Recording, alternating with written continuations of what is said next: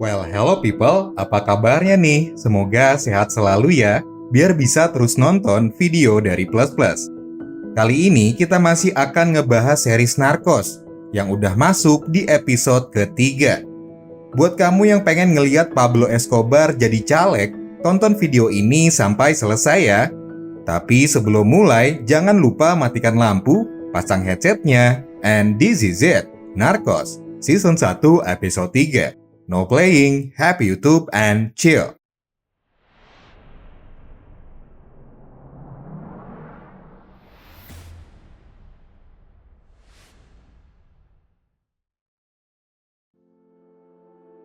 Setelah sebelumnya mendapat teror oleh orang tak dikenal di rumah dinasnya, Murphy lantas melaporkan kejadian tersebut pada Peña untuk menyelidiki siapa dalang dibalik semua itu. Lalu Pena bertanya, kira-kira ada nggak nih seseorang yang diberitahu mengenai alasannya datang ke Kolombia? Namun Murphy merasa belum pernah berbincang pada siapapun mengenai hal tersebut. Murphy kemudian teringat kalau dia pernah memberikan paspornya ke petugas bandara saat ditahan. Pena kemudian menjelaskan kalau petugas di bandara udah dibayar sama Pablo untuk menjadi intel. Nah, orang seperti Murphy yang datang dari Miami tentunya akan sangat mencurigakan bagi mereka. Apalagi sekarang ini Pablo sudah menetapkan imbalan sebesar $350.000 untuk siapa saja yang bisa menghabisi anggota DIA di Kolombia. Atas perkara ini, Pena berjanji akan menjamin keselamatan Murphy dan istrinya dan segera menemukan pelakunya. Karena kucingnya Murphy yang menjadi korban sudah dianggapnya sebagai anggota DIA. Di sebuah hotel terlihat Pablo sedang asik bermesraan dengan Valeria Velez. Di sana Pablo menceritakan keinginannya yang akan terjun ke dunia politik. Karena mengetahui Valeria adalah jurnalis, Pablo kemudian memintanya turut ikut membantu sebagai tim sukses agar bisa masuk ke dalam anggota Kongres. Nah, kalau di Indonesia, anggota Kongres sama seperti DPR. Valeria kemudian memberi saran pada Pablo agar bergabung dengan partai politik yang mendukungnya dan melakukan kampanye yang sewajarnya. Sebab pemberitaan baik mengenai dirinya aja tidak akan cukup untuk membuat Pablo menang dalam pemilihan. Mengikuti saran dari Valeria, Pablo pun akhirnya mengundang pengacara sekaligus ketua partai New Liberal bernama Fernando Duku untuk meminta dukungan dari partainya. Awalnya, Duku ragu dengan permintaan itu, tapi setelah menerima suap sebesar $300.000, ia pun mau membantu Pablo agar masuk dan mendapat dukungan dari partainya. Si Duku lalu melobi Rodrigo Lara Bonilla, anggota partainya yang sekarang menjabat sebagai Menteri Keadilan.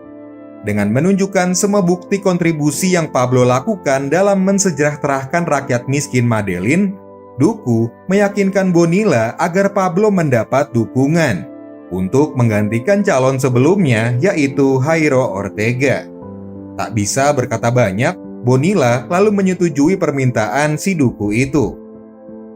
Kembali ke Murphy. Merasa teror yang ditujukan padanya akan membahayakan istrinya juga, dia meminta Connie untuk tidak kembali bekerja di klinik gereja lagi dan menyuruhnya untuk pulang ke Miami.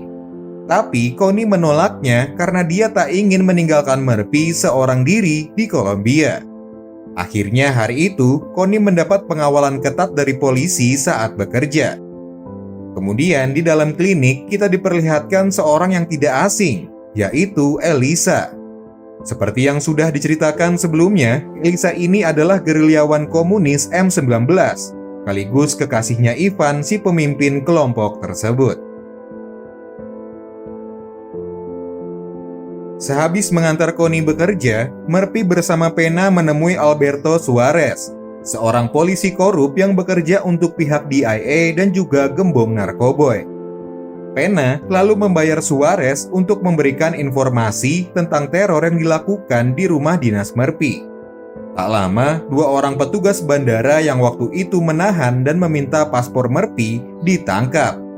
Mereka mengaku telah menyalin paspor Murphy dan mengirimnya pada anak buah Pablo bernama Poison. Lalu Pena dan Murphy berencana menangkap Poison setelah mendapat informasi tambahan dari Intel Colombia tentang rencana Pablo yang menyuruh Poison mengirim uang suap untuk Duku ke Bogota. Mengetahui kabar Poison akan ditangkap, Suarez lalu membocorkan informasi ini pada Pablo dan meminta uang sebesar $300.000 sebagai imbalannya. Mendengar kabar tersebut, Pablo lalu menyuruh Poison untuk segera kembali agar tidak tertangkap oleh DIA. Sementara itu, Murphy dan Pena terlihat putus asa karena target mereka tak kunjung muncul. Carrillo menjelaskan bisa saja Suarez telah menjual informasi ke Pablo sehingga membuat Poison lolos. Beberapa hari kemudian, Pablo yang kini sudah mendapat partai pendukung mulai melakukan aksi kampanye di hadapan para warga. Di sini terungkap sebuah fakta. Ternyata majunya Pablo sebagai pengganti Ortega dari pencalonan anggota Kongres untuk menghindari kecurigaan mengenai pendapatan Pablo yang sangat besar dari penjualan bubuk haram. Selain itu, Pablo juga sengaja memilih masyarakat miskin sebagai target kampanyenya. Kemudian, agar bisa menarik simpati mereka, Pablo tak lupa menyiapkan uang untuk dibagikan. Sesampainya di rumah, istrinya Pablo berterus terang kalau dia tak begitu menyukai kehadiran Valeria di samping Pablo. Untungnya Pablo berhasil meyakinkan Victoria dan tak sampai ketahuan kalau mereka berselingkuh. Tapi tak lama kemudian, Victoria yang sedang hamil besar mulai meringis kesakitan karena tiba-tiba dia mengalami kontraksi dan segera harus dilarikan ke rumah sakit. Di rumah sakit terlihat juga Gustavo datang ke sana untuk menantikan kelahiran anaknya Pablo. Di sela-sela menunggu proses kelahiran, Gustavo kembali menasihati saudaranya itu agar tak usah melanjutkan karirnya di dunia politik.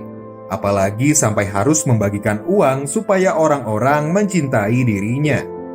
Belum sempat merespon semua nasihat Gustavo, percakapan mereka harus berhenti setelah dokter memberi kabar kalau istrinya telah berhasil melahirkan seorang anak perempuan. Mendengar kabar kalau Pablo akan menjadi anggota Kongres, membuat Gacha dan Ochoa Brothers jadi gelisah. Karena berdasarkan hukum Kolombia saat itu, anggota Kongres memiliki kekebalan akan hukum. Jadi, mereka mengira kalau Pablo berusaha melindungi dirinya. Sementara Gacha dan Ochoa Brothers tetap harus menjalankan bisnis bubuk haram secara sembunyi-sembunyi. Mereka kemudian berencana untuk tetap mengisi kotak suara, lalu membiarkan Pablo menanggung semua resikonya. Sementara itu, Pablo menyampaikan ke Lehder maksud dari ambisinya yang ingin bergabung ke anggota Kongres, yaitu untuk membuat para anggota kartelnya menjadi kebal hukum dan sebagai langkah awal untuk membuatnya naik menjadi presiden Kolombia. Jadi, Pablo punya cita-cita menjadi seorang presiden Kolombia dan ingin membantu semua warga miskin di negaranya agar mendapatkan kehidupan yang lebih layak.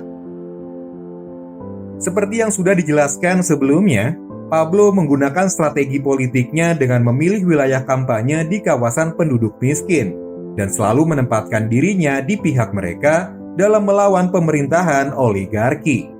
Tentu saja, hal itu dimaksudkan untuk mendapatkan suara dalam pemilihan. Seperti kebanyakan politikus, Pablo juga memiliki janji yang akan dia penuhi saat terpilih nanti. Bedanya, Pablo memiliki banyak uang dan beberapa orang yang membackinginya, sehingga membuatnya sangatlah kuat.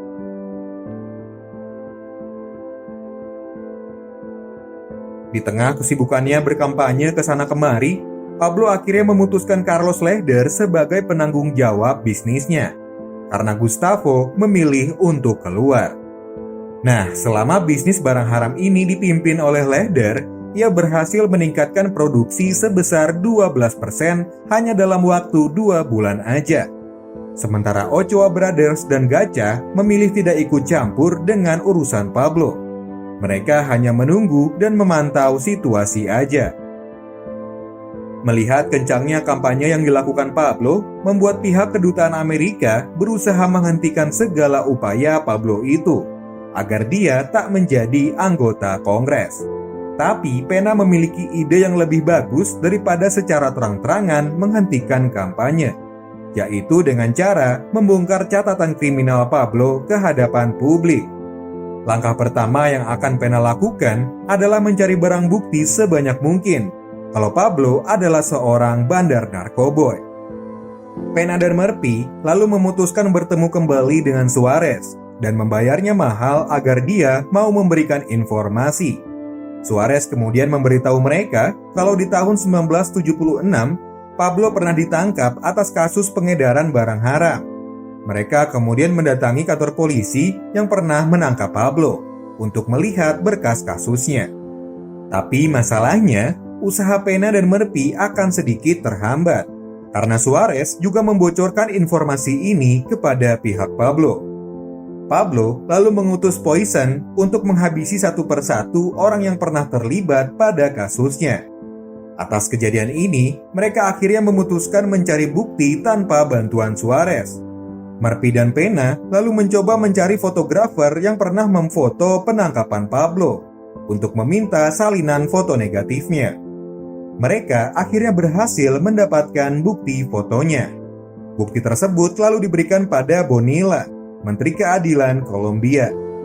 DIA serta kedutaan Amerika meminta Bonilla mengungkapkan kebenaran tersebut agar semua orang tahu siapa sebenarnya Pablo.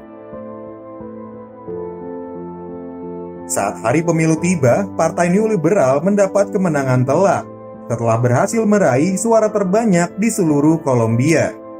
Jadi, secara resmi kandidat mereka yaitu Jairo Ortega sah terpilih menjadi anggota Kongres.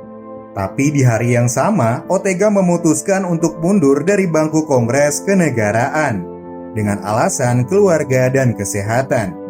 Ortega kemudian menyerahkan jabatan itu sepenuhnya pada Pablo Escobar. Kini secara resmi Pablo menjabat sebagai anggota Kongres. Dan untuk pertama kalinya, Pablo memasuki aula Majelis Kolombia untuk mengikuti Kongres Kenegaraan. Namun suasana di sana tiba-tiba berubah saat Menteri Bonilla mulai membongkar satu persatu aib Pablo. Puncaknya adalah saat dia menunjukkan bukti foto penangkapan Pablo di depan semua anggota Kongres. Bonilla juga meminta Pablo mengundurkan diri dan mengusirnya dari ruangan. Merasa dipermalukan di depan umum, Pablo bersama pengacaranya mencoba melaporkan Menteri Bonilla ke polisi. Jika dalam waktu 24 jam, Bonilla tidak bisa menunjukkan bukti atas tuduhannya pada Pablo. Tapi hal itu tak membuat Bonilla gentar sama sekali. Dia bahkan dengan lantangnya terus melawan para narkoboy yang sebelumnya tak pernah tersentuh oleh hukum. Bonilla kemudian mengungkapkan berbagai bisnis sampingan para narkoboy yang salah satunya adalah kepemilikan 6 klub sepak bola lokal. Tak lama setelah itu, Gacha dipaksa menyerahkan kepemilikan klub sepak bolanya yang bernama Millonarios. Tak berhenti sampai di situ aja, Bonilla bahkan mendenda Pablo atas impor ilegal satwa liar dari Afrika. Karena terlalu vokal dalam melawan narkoboy, membuat Bonilla menjadi orang paling dicari sama para gembong di Kolombia. Dan demi keselamatannya, dia dipindahkan sementara ke Republik Ceko, yang rencananya akan berangkat 2 minggu lagi. Nah, selagi menunggu jadwal kepindahannya, Murphy mencoba menawarkan perlindungan pada Bonilla dan memintanya mengenakan rompi anti peluru. Sayangnya, niat baik Murphy itu tak mendapat respon yang baik pula dari Bonilla, sebab dia tak ingin bergantung pada Amerika.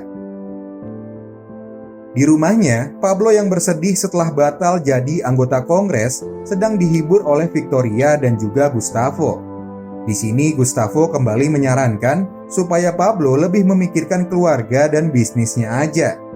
Tapi alih-alih mendengarkan ucapan Gustavo, besoknya si Pablo malah mencoba menyerang balik Bonilla dengan mengumpulkan massa yang masih setia mendukungnya. Pablo juga menyampaikan pada pendukungnya, meski mimpinya menjadi presiden telah usai, dia takkan menyerah melakukan hal baik untuk rakyat kecil.